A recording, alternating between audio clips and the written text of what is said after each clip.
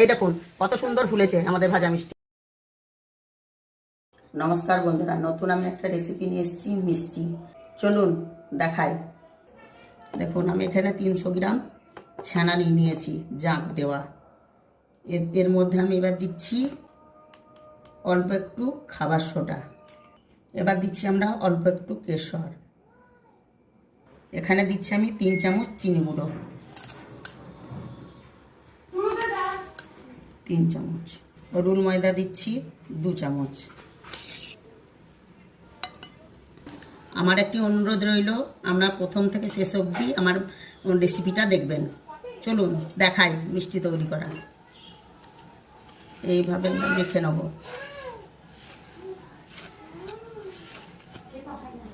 এইভাবে হাতের তোলা দিয়ে এইভাবে ঠেসে নিতে হবে সুন্দর করে।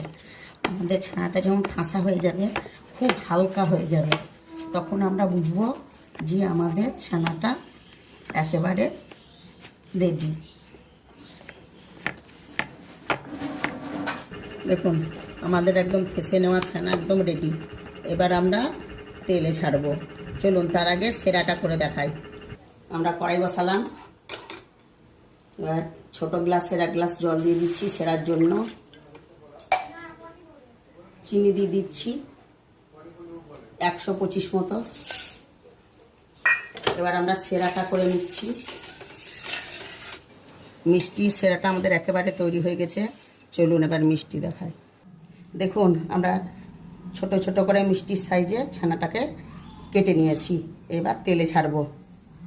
দেখুন এই লেচির মধ্যে একটা করে নকুলদানা ভরে এইভাবে আমরা গোল করছি।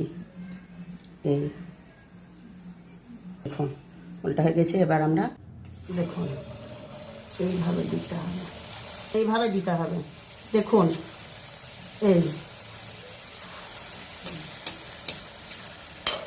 এইভাবে তেলটাকে নাচাতে হবে, আর তত ফুলবে মিষ্টিগুলো।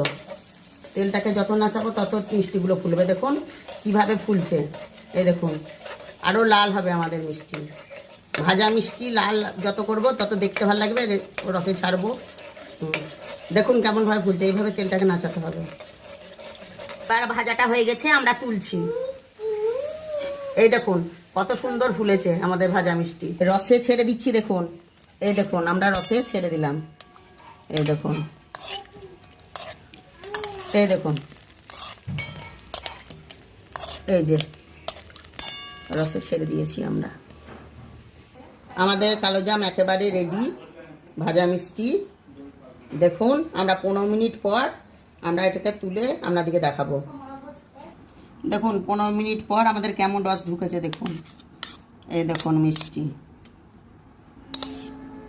এই দেখুন কত সুন্দর হয়েছে। দেখুন কেমন সুন্দর হয়েছে। এত সুন্দর মিষ্টিতে রস ঢুকেছে। আপনারাও এরকম করবেন, খাবেন এবং আমাকে শেয়ার, কমেন্ট ও লাইক করবেন। দারুণ।